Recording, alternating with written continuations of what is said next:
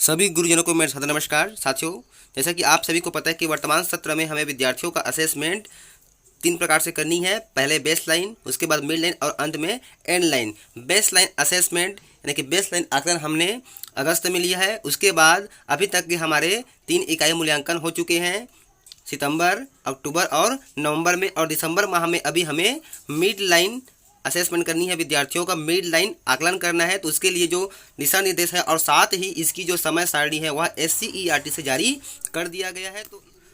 तो इस बार छत्तीसगढ़ के सभी जिलों में एक साथ एक ही समय पर सभी स्कूलों में ये मिड लाइन असेसमेंट किया जाएगा। इसके लिए समय सारणी भी जारी कर दिया गया है। देखिए, तो यह जो पत्र है SCERT रायपुर से जारी किया गया है 26 नवंबर 2021 को, जिसमें कहा गया है कि मिड लाइन आकलन के संदर्भ में सामान्य दिशा निर्देश एवं समय सारणी। यहाँ पे कहा गया है कि सत्र 20-21 में कक्षा 1 से 8 तक विद्यार्थियों का दिसंबर माह में प्रोजेक्ट कार्य के साथ साथ मिड लाइन आकलन किया जाना है। जैसे कि आप पहले ही जारी किया गया था जो दिशा निर्देश, उसमें बोला गया था कि मिड लाइन आकलन में हमको मिड लाइन आकलन के साथ साथ प्रोजेक्ट कार्य भी करना है। तो मिड लाइन आकलन हेतु संक्षिप्त दिशा निर्देश एवं समय सारणी इस पत्र के साथ संलग्न कर आपकी ओर प्रेषित किया जा रहा है। साथ ही प्रश्न पत्रों की जो सीडी तैयार कर ली गई है। आपसे आग्रह है कि आप दिनांक 29 नवंबर 2021 से 4 दिसंबर 2021 के मध्य विशेष पत्र वाहक भेजकर परिषद से प्रश्न पत्रों की सीडी प्राप्त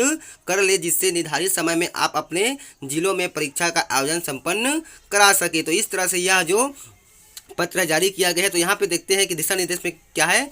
तो मिड लाइन आकलन 2021 दिशा निर्देश। मिड लाइन आकलन जो है दिसंबर माह में आयोजित किया जा रहा है। इसमें 30 अंक प्रश्न पत्र एवं 10 अंक प्रायोजना कार्य के होंगे। इस तरह से कुल 40 अंक होंगे। प्रायोजना कार्य को मिड लाइन आकलन के ठीक पहले यानी कि दिसंबर के द्वितीय अथवा तृतीय सप्ताह में हमको करना है, क्योंकि दिसंबर के अंतिम सप्ताह में हमें मिड लाइन आकलन लेनी है।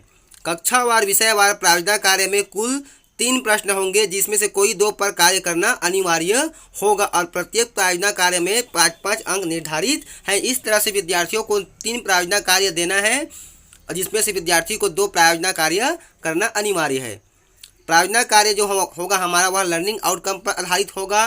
प्रायोजना जो कार्य होगा वह कक्षावार विषयवार राज्य स्तर से भेजा जा रहा है, जिसे कक्षा या कक्षा के बाहर किया जा सकता है। तो प्रायोजना कार्य के लिए जो प्रश्न है उसे शिक्षकों को तैयार करने की आवश्यकता नहीं है। यह जो प्रायोजना कार्य है वह कक्षावार और विषयवार राज्य से प्रेषित किया जा रहा है, जिसे कक्षा या कक्षा के बाहर विद्यार्थियों से किया जाना है, विद्यार्थियों द्वारा करवाया जाना है। बच्चों को जो प्रायोजना कार्य है पूरा करने के लिए 1 सप्ताह का समय दिया जाएगा और प्रायोजना कार्य समूह में, जोड़ों में या फिर व्यक्तिगत रूप से किया जा सकता है। तो यहाँ पे क्लियर हो चुका है कि प्रायोजना कार्य को विद्यार्थी समूह में या फिर व्यक्तिगत या फिर जोड़ी में कर सकते हैं। शिक्षक या कक्षा या विद्यालय के बाहर के प्रोजेक्ट कार्य में अपने मार्गदर्शन में ही कराना है और सुरक्षा के उचित उपाय भी सुनिश्चित करना है। शिक्षक बच्चों द्वारा किए गए सभी प्रायोजना कार्यों के दस्तावेज सुरक्षित रखेंगे, ताकि निरीक्षण पे आने पर अधिकारियों को हमको उसको रिकॉर्ड को उनके सामने प्रस्तुत करना है। प्रायोजना कार्य का मूल्यांकन शिक्षक मिड लाइन आकलन के पूर्व संपादित कर उसका रिकॉर्ड अपनी डायरी में रखेंगे और मिड लाइन आकलन की उत्तर पुस्तिका के समय 10 अंकों के प्रायोजना के प्राप्तांकों को मिड लाइन आकलन के जो 30 अंक के प्राप्तांक होंगे उसके साथ जोड़ करके पोर्टल में उसकी एंट्री करनी है। यहाँ पर देखिए, पूर्व की भांति जो बेस लाइन में जो आया था उसी की भांति यहाँ इस बार भी 3 खंड होंगे, खंड अ, खंड ब, खंड और श। तो खंड अ में होगा हमारा प्रायोजना कार्य का 10 अंक, जिसको हमको मिड लाइन आकलन के ठीक पूर्व करा लेनी है, और प्रश्न पत्र में होगा 30 अंक का। तो कुल इस तरह से हमारा जो खंड अ हो जाएगा वह 40 अंक का हो जाएगा, खंड ब हमारा 12 अंक से होगा और खंड स हमारा 8 अंक से होगा। तो इस तरह से कुल तीनों खंड को मिलाकर के कुल 60 अंक हो जाएंगे। अब मिड लाइन आकलन के जो प्रश्न पत्र का प्रारूप होगा वह बेस लाइन आकलन की भांति होगा। प्रत्येक कक्षा के प्रत्येक विषय में एक प्रश्न पत्र बनाया गया है, जिसमें 3 खंड होंगे। खंड अ में 30 अंक, खंड ब में 12 अंक और खंड स में 8 अंक निर्धारित है। प्रत्येक विषय के जो प्रश्न पत्रों की जो कुल संख्या होगी वह 17 होगी। खंड अ के जो प्रश्न पत्र होंगे मिड लाइन के वह पाठ्यक्रम के 60% भाग से होंगे, यानी कि दिसंबर माह तक के आप लोगों को मिड लाइन आकलन के पूर्व 60% कोर्स विद्यार्थियों को कंप्लीट करा लेनी है।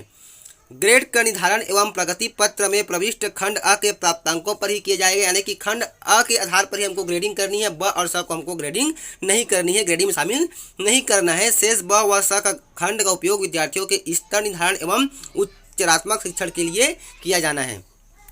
मिड लाइन प्रश्न पत्र का प्रारूप इस प्रकार से होगा। कक्षा देखिए, अंक खंड अ में जो अंक होगा 30 अंक का होगा, जिसमें 10 प्रश्न होंगे। खंड ब में 12 अंक होंगे, जिसमें 4 प्रश्न होंगे। और खंड स में 8 अंक होंगे, वह 3 प्रश्न होंगे। खंड अ में क्या होगा, जिस कक्षा की परीक्षा लेनी है उसी के प्रश्न होंगे, यानी कि विद्यार्थी वर्तमान में जिस कक्षा में अध्ययनरत है तो खंड अ में उसी कक्षा के प्रश्न होंगे। खंड ब में इस खंड से निर्धारित कक्षा के 2 स्तर नीचे के कक्षा के प्रश्न होंगे, यानी कि मान लेते विद्यार्थी वर्तमान में 8वीं पढ़ रहा है तो खंड अ में 8वीं के प्रश्न होंगे और खंड ब में 6वीं के प्रश्न होंगे। खंड स में खंड ब से 2 स्तर नीचे के प्रश्न होंगे, यानी कि खंड स में 6वीं से 2 कक्षा नीचे कर दीजिए तो वहाँ पे आपके तो खंड स में 2 स्तर नीचे यानी कि 4वीं के प्रश्न होंगे। तो इस प्रकार से प्रश्न आएंगे। उपरोक्त नियम जो होगा कक्षा 5 से लेकर 8 तक के प्रश्न पत्रों के लिए होगा। कक्षा 4 एवं उससे नीचे कक्षाओं के लिए खंड ब और खंड स से एक स्तर नीचे होगा, यानी कि मान लेते हैं कि तीसरी का है तो खंड अ में तीसरी का होगा, खंड ब में आपके दूसरी के हो जाएंगे और खंड स में पहली के हो जाएंगे। इस तरह से सब प्रश्न का समावेश किया जाएगा। अब आकलन की बात करते हैं तो मिड लाइन आकलन 40 अंक का होगा, जिसमें 30 अंक हमारा प्रश्न पत्र होगा और 10 अंक प्रोजेक्ट यानी कि प्रदत्त कार्य के होंगे। प्रश्न पत्र जो होगा पूरी तरह से लर्निंग आउटकम पर आधारित होगा और प्रश्नों का निर्माण ब्लू प्रिंट के आधार पर ही किया गया है, जिसे SCRT छत्तीसगढ़ द्वारा आकलन के दिशा निर्देश के अनुरूप तैयार किया गया है। प्रश्न पत्र की सीडी जो है सभी जिला शिक्षा अधिकारियों को दिनांक 29 नवंबर 2021 से कार्यालयीन समय में परिषद के श्री इंद्र कुमार गंजीर, जिनका मोबाइल नंबर दिया गया है, कक्ष क्रमांक 206 से प्राप्त करेंगे एवं अपने जिलों के लिए प्रश्न पत्र को प्रिंट करवाकर परिषद द्वारा निर्धारित समय सारणी अनुसार मिड लाइन आकलन संपन्न करवाएंगे। मिड लाइन आकलन के कुल 40 अंकों की खंडवार प्रविष्टि पोर्टल पर भी की जानी है। इस अंकों से विद्यार्थियों के स्तर का निर्धारण ऑनलाइन पोर्टल पर स्वयं हो जाएगा, जो सीजी स्कूल पोर्टल में की जानी है, जिसके आधार पर विद्यार्थियों के लिए उपचारात्मक शिक्षा यानी कि रेमेडियल टीचिंग की कार्य योजना परिषद द्वारा शीघ्र ही उपलब्ध करवाई जाएगी। अब उत्तर पुस्तिकाओं का मूल्यांकन किस प्रकार से करनी है, तो उत्तर पुस्तिकाओं का जो मूल्यांकन है उनको पूर्व की भांति खंडवार करना है, अर्थात खंड अ ब स के प्राप्तांक जो है हमको पृथक पृथक लिखने हैं। प्राप्तांकों की खंडवार पृथक पृथक ऑनलाइन एंट्री हमको दिनांक 25 जनवरी 2021 तक अनिवार्यतः सुनिश्चित करना है, यानी कि 25 जनवरी 2021 तक हमको पोर्टल पर इसकी प्रविष्टि कर देनी है। खंड अ के प्राप्तांकों के आधार पर विद्यार्थियों के ग्रेड का निर्धारण किया जाएगा एवं इसी ग्रेड की प्रविष्टि विद्यार्थियों के जो प्रगति पत्रक होगा प्रोग्रेस रिपोर्ट उसमें की जाएगी। ब और स खंड के प्राप्तांकों की प्रविष्टि प्रगति पत्रक पर नहीं की जाएगी और प्रगति पत्रक का जो प्रारूप है सीडी में पहले ही उपलब्ध करा दिया गया है और इसमें भी कराया जा रहा है। आकलन उपरांत विद्यार्थियों के उत्तर पुस्तिकाओं का संधारण विद्यालय स्तर पर किया जाएगा, जिसे समय समय पर CSE, BO या फिर DO या फिर राज्य स्तर के जो भी अधिकारी आएंगे उनके अवलोकन के लिए हमको प्रस्तुत करना है। प्रत्येक विद्यार्थी का हमको सही आकलन करना आवश्यक है। शिक्षक द्वारा गलत आकलन किए जाने पर उन पर कार्रवाई की जाएगी। यहाँ पर कहा गया है कि सेजेस स्कूल के लिए कहा गया है कि सेजेस विद्यालयों के लिए ऐसे यानी कि समेटिव असेसमेंट 1 के प्रश्न पत्र परिषद द्वारा तैयार किए जा रहे हैं, जिसकी सीडी आपको उपलब्ध कराई जाएगी। सेजेस विद्यालयों की परीक्षा भी अन्य विद्यालय के साथ ही आयोजित होगी, जिसकी समय सारणी नीचे संलग्न की गई है और इन विद्यालयों को पूर्व में 360 डिग्री प्रगति पत्रक उपलब्ध कराए गए हैं। विद्यार्थियों द्वारा इन्हीं प्रगति पत्रक का उपयोग किया जाएगा।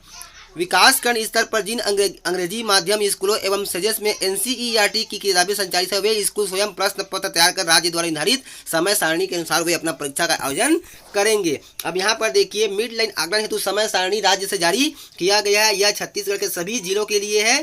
तो कक्षा 1 से 5वीं यानी कि प्राथमिक स्तर की जो समय सारणी है वो हमारा दिनांक 19 दिसंबर 2021 से प्रारंभ होगा और 1 जनवरी 2022 को समाप्ति होगी। इसकी जो समय होगी परीक्षा की मतलब मिड लाइन आकलन की वह प्रातः 8 से 10:30 बजे तक होगा, यानी कि कुल 2.5 घंटे का। उसी प्रकार से कक्षा 6 से 8 यानी कि माध्यमिक स्तर का जो समय होगा आकलन का वह होगा हमारा प्रातः 11 से 2 बजे तक और इसकी जो दिनांक है आकलन की वह 29 दिसंबर 2021 से प्रारंभ होगा और 4 उसी प्रकार से यहाँ पर सेजेस के लिए भी समय सारणी दे दी गई है। क्लास 1 to 5 प्राइमरी लेवल और class 6 to 8 upper primary level इनकी भी जो समय है वह बिल्कुल हिंदी मीडियम की तरह ही निर्धारित किया गया है। तो इस प्रकार से हिंदी मीडियम और इंग्लिश मीडियम की जो परीक्षाएं हैं वह एक साथ आयोजित की जाएगी, एक ही दिनांक पर और एक ही समयावधि पर। तो साथियों, आज का जो वीडियो है आपको कैसा लगा हमें कमेंट्स कर जरूर बताएं। वीडियो अच्छा लगा हो तो जरूर शेयर कीजिए। साथ ही इस पत्र की जो कॉपी है आपको वीडियो के डिस्क्रिप्शन बॉक्स में मिल जाएगा, आप वहां से उसको डाउनलोड कर उसका अवलोकन कर सकते हैं। तो फिर मिलते हैं साथियों एक नई जानकारी एक नए वीडियो के साथ। तब तक के साथियों जय जवाहर, जय छत्तीसगढ़, जय हिंद।